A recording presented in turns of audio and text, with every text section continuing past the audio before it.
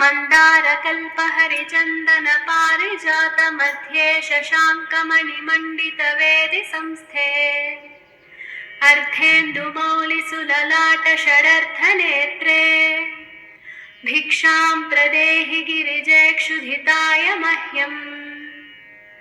केयूरहारकटाङ्गदकर्णपूरे काञ्चीकलापमणिकान्तलसद्दुकूले दुग्धान्नपात्रवरकाञ्चनदर्विहस्ते भिक्षां प्रदेहि गिरिजेक्षुधिताय मह्यम्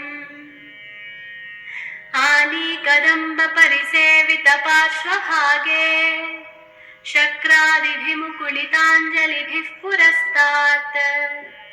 देवी त्वदीयचरणौ शरणं प्रपद्ये भिक्षां प्रदेहि गिरिजेक्षुधिताय मह्यम् गन्धर्वदेवऋषिनारदकौशिकात्री व्यासाम्बरीशकलशोद्भवकस्यपात्याः भक्त्या स्तुवन्ति निगमागमसूक्तमन्त्रैः भिक्षां प्रदेहि गिरिजेक्षुधिताय मह्यम् लीलावचांसि तव देवि ऋगादिवेदाः सृष्ट्यादिकर्मरचना भवदीयचेष्टा त्वत्तेजसा जगदिदं प्रतिभाति नित्यम् भिक्षां प्रदेहि गिरिजेक्षुधिताय मह्यम् शब्दात्मिके शशिकलाभरणार्थदेहे शम्भोरुरस्थलनिकेतन नित्यवासे दारिद्र्यदुःखभयहारिणिका त्वदन्या भिक्षां प्रदेहि गिरिजेक्षुधिताय मह्यम् सन्ध्यात्रये सकलभूसुरसेव्यमाने स्वाहा स्वधामि पितृदेवगणार्तिहन्त्री जायाः सुताः परिजनातिथयोर्नकामाः भिक्षां प्रदेहि गिरिजेक्षुधिताय मह्यम्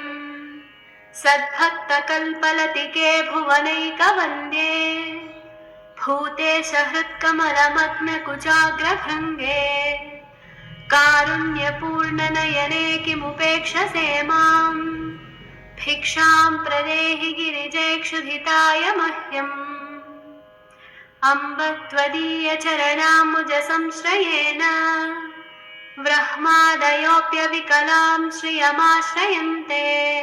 तस्मादहं तव नतोऽस्मि पदारविन्दम् भिक्षां प्रदेहि गिरिजेक्षुधिताय मह्यम् एकाग्रमूलनिलयस्य महेश्वरस्य प्राणेश्वरी प्रणतभक्तजनाय शीघ्रम् कामाक्षि रक्षितजगत्त्रितयेन्नपूर्णे भिक्षां प्रदेहि गिरिजेक्षुधिताय मह्यम् भक्त्या पठन्ति गिरिजादशकं प्रभाते मोक्षार्थिनो बहुजनाः प्रथितोऽन्नकामाः प्रीता महेशवनिता हिमशैलकन्या तेषां ददाति सुतरां मनसेप्सितानि इति श्रीशङ्कराचार्यविरचितम् अन्नपूर्णास्तोत्रं सम्पूर्णम्।